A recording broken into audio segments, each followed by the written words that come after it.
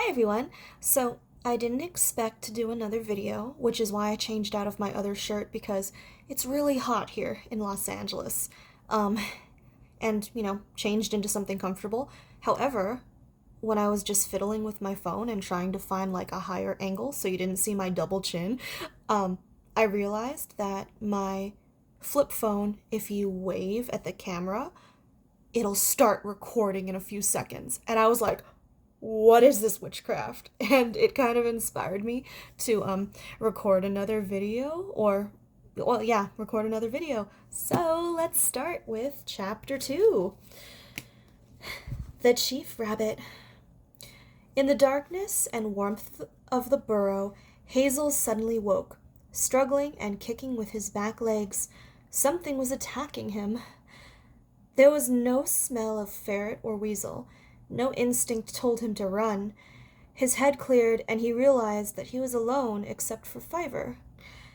It was Fiver who was clambering over him, clawing and grabbing like a rabbit trying to climb a wire fence in a panic. Fiver! Fiver! Wake up, you silly fellow! It's Hazel! You'll hurt me in a moment. Wake up! He held him down. Fiver struggled and woke. Oh, Hazel!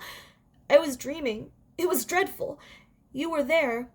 We were sitting on water, going down a great, deep stream, and then I realized we were on a board, like that board in the field, all white and covered with black lines.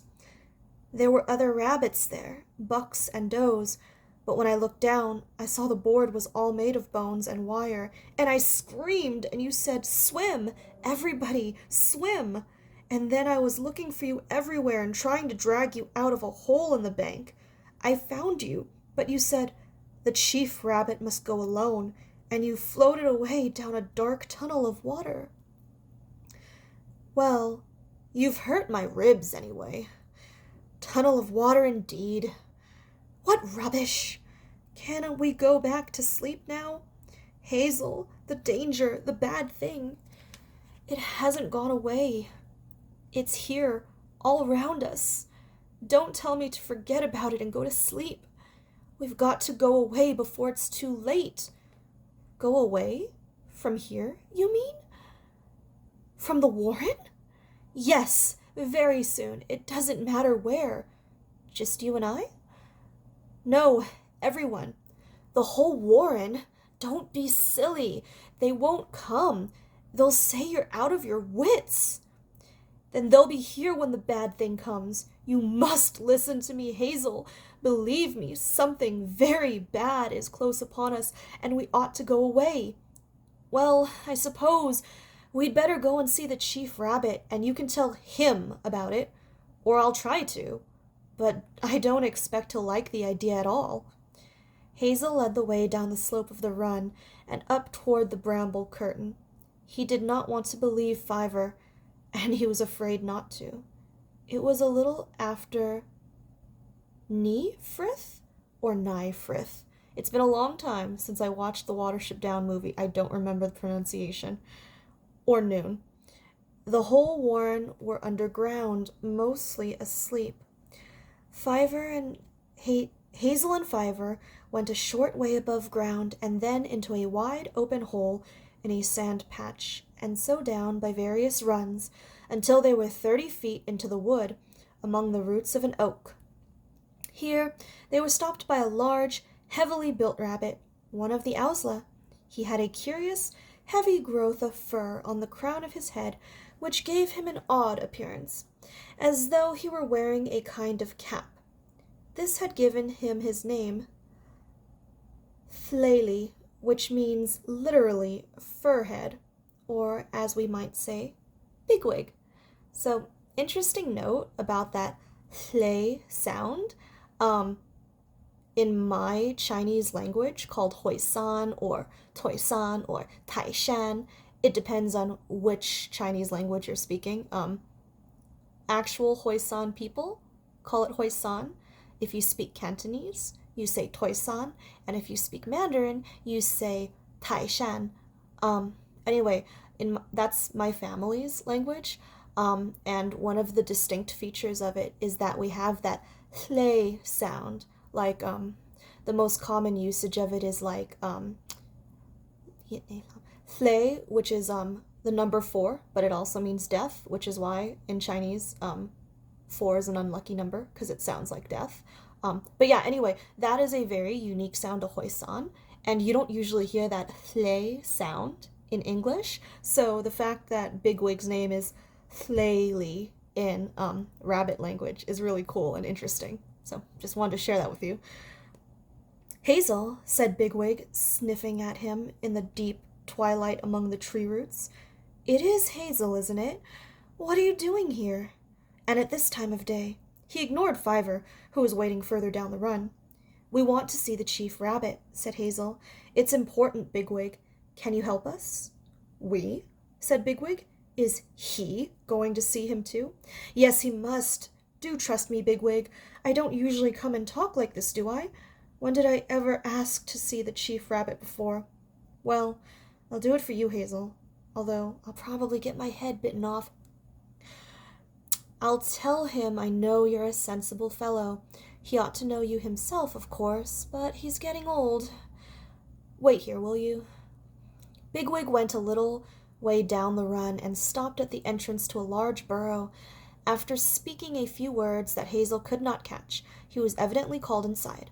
The two rabbits waited in silence, broken only by the continual nervous fidgeting of Fiver.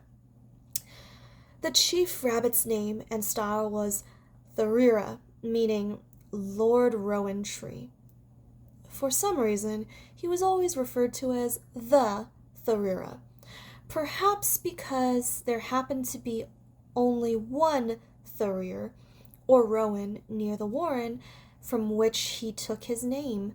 He had won his position not only by strength in his prime, but also by level-headedness and a certain self-contained detachment, quite unlike the impulsive behavior of most rabbits. It was well known that he never let himself become excited by rumor or danger. He had coolly, some even said coldly, stood firm during the terrible onslaught of the myxomatosis, ruthlessly driving out every rabbit who seemed to be sickening. He had resisted all ideas of mass emigration and enforced complete isolation on the warren, thereby almost certainly saving it from extinction. It was he, too, who had once dealt with a particularly troublesome stoat by leading it down among the pheasant coops, and so, at risk of his own life, onto a keeper's gun. He was now, as Bigwig said, getting old. But his wits were still clear enough. When Hazel and Fiver were brought in, he greeted them politely. Owsla, like Toadflax, might threaten and bully. The Tharira had no need. Ah, Walnut, it is Walnut, isn't it? Hazel, said Hazel. Hazel, of course. How very nice of you to come and see me. I knew your mother well, and your friend, my brother. Your brother, said the Tharira, with the faintest suggestion of, don't correct me any more, will you, in his voice. Do make yourselves comfortable. Have some lettuce? The Chief Rabbit's lettuce was stolen by the Owsla from a garden half a mile across the fields. Outskirters seldom or never saw lettuce. Hazel took a small leaf and nibbled politely. Fiver refused, and sat blinking and twitching miserably. Now, how are things with you? Said the Chief Rabbit. Do tell me how I can help you. Well, sir, said Hazel rather hesitantly, it's because of my brother, Fiver here. He can often tell when there's anything bad about, and I've found him right again and again. He knew the flood was coming last autumn, and sometimes he can tell where a wire's been set. And now he says he can sense a bad danger coming upon the warren. A bad danger. Yes, I see. How very upsetting, said the Chief Rabbit, looking anything but upset. Now, what sort of danger, I wonder? He looked at Fiver. I don't know, said Fiver. But it's bad. It's so bad that it's very bad, he concluded miserably. The Tharira waited politely for a few moments, and then he said, Well now, And what ought we to do about it, I wonder?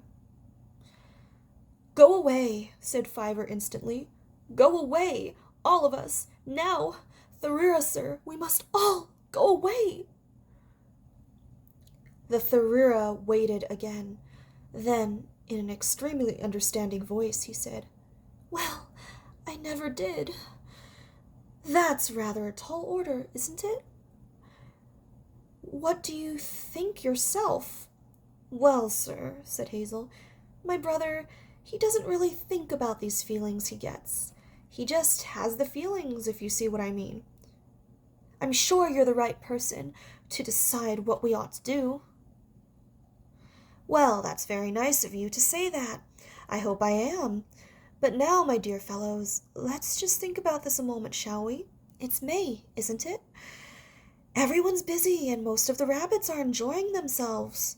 No ill for miles, or so they tell me. No illness, good weather. And you want me to tell the Warren that your brother here has got a hunch, and we must all go trapezing across country to goodness knows where, and risk the consequences, eh? What do you think they'll say? All delighted, eh? They'd take it from you, said Fiver suddenly. Well, that's very nice of you, said the Tharira again. Well, perhaps they would, perhaps they would. But I should have to consider it very carefully indeed. A most serious step, of course. And then... But there's no time! Tharira, sir, blurted out Fiver. I can feel the danger, like a wire around my neck. Like a Hazel, help! He squealed and rolled over in the sand, kicking frantically, as a rabbit does in a snare. Hazel held him down with both forepaws, and he grew quieter. I'm awfully sorry, Chief Rabbit. He gets like this sometimes. He'll be all right in a minute. What a shame! What a shame! Poor fellow, perhaps he ought to go home and rest. Yes, you'd better take him along now.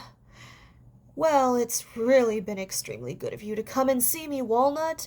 I appreciate it very much indeed, and I shall think over all you've said most carefully. You can be quite sure of that. Bigwig, just a moment, will you? As Hazel and Fiver made their way dejectedly down the run outside the Tharira's burrow, they could just hear from inside the Chief Rabbit's voice assuming a rather sharper note, interspersed with an occasional, Yes, sir. No, sir. Bigwig, as he had predicted, was getting his head bitten off.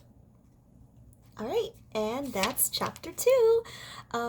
I'm glad that I managed to stack a bunch of my stuff and make the camera angle higher, because this looks much better than showing off my double chin, which is messed up because I'm fluffy, but I am not that fat, but yet it made me look like I was like 50 pounds heavier, and I'm just like, that's rude. Anyway, bye. Thanks for listening.